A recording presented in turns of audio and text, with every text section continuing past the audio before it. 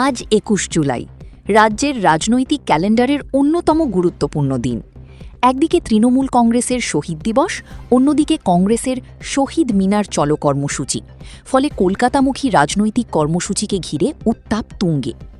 ১৯৯৩ সালের ২১ জুলাই যুব কংগ্রেসের মিছিলে পুলিশি গুলিতে নিহত ১১ জনের স্মরণে এবং মনীশ গুপ্তর মৃত্যুর মামলার ফাইল পুনরায় খোলার দাবিতে প্রদেশ কংগ্রেসের ডাকা শহীদ মিনার চলো কর্মসূচিতে যোগ দিতে পূর্ব বর্ধমানের সমুদ্রগড় স্টেশন থেকে কলকাতার উদ্দেশ্যে রওনা দিলেন কংগ্রেস কর্মী সমর্থকরা।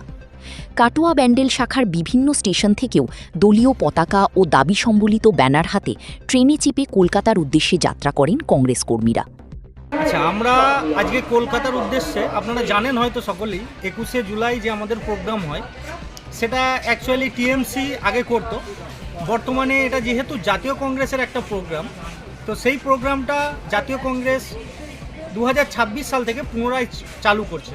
এই শহীদদের জন্য প্রত্যেকটা মানুষকে এখানে আসার জন্য আমি অনুরোধ করব, কারণ এটা কোনো রাজনৈতিক ব্যাপার না। কারণ সেই যুগে মনীশ গুপ্ত যে ভুলটা করেছিল, তার পরিপ্রেক্ষিতে পুলিশরা গুলি চালিয়েছিল সাধারণ নিরীহ কংগ্রেসীদের ওপর, তো তারই প্রতিবাদ স্বরূপ আমরা সেখানে হাজির হচ্ছি এবং মনীশ গুপ্তর শাস্তির দাবি জানাবো সেই সভাতে। এটা কোন জায়গা? এটা সমুদ্রগড়। কতজন যাচ্ছে? আমরা মোটামুটি এখান থেকে 50 জন মতো যাচ্ছি। আরও বিভিন্ন জায়গা থেকে আসছে, যেমন কাটোয়া থেকে আসছে, আমাদের ধাত্রীগ্রাম থেকে উঠবে, নবদ্বীপ থেকে আসছে। প্রদেশ কংগ্রেস সভাপতি শুভঙ্কর সরকারের আহ্বানেই এই কর্মসূচির আয়োজন করা হয়েছে বলে জানিয়েছে দল। এদিকে একই দিনে তৃণমূল কংগ্রেসও তাদের শহীদ দিবস পালন করছে।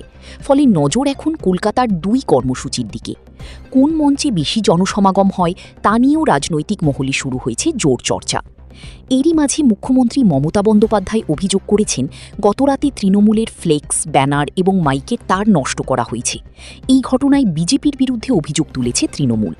পাশাপাশি মুখ্যমন্ত্রী ২১ জুলাইয়ের ঘটনার ফাইল নতুন করে খোলার কথাও বলেছেন, যা নিয়ে রাজনৈতিক বিতর্ক আরও তীব্র হয়েছে।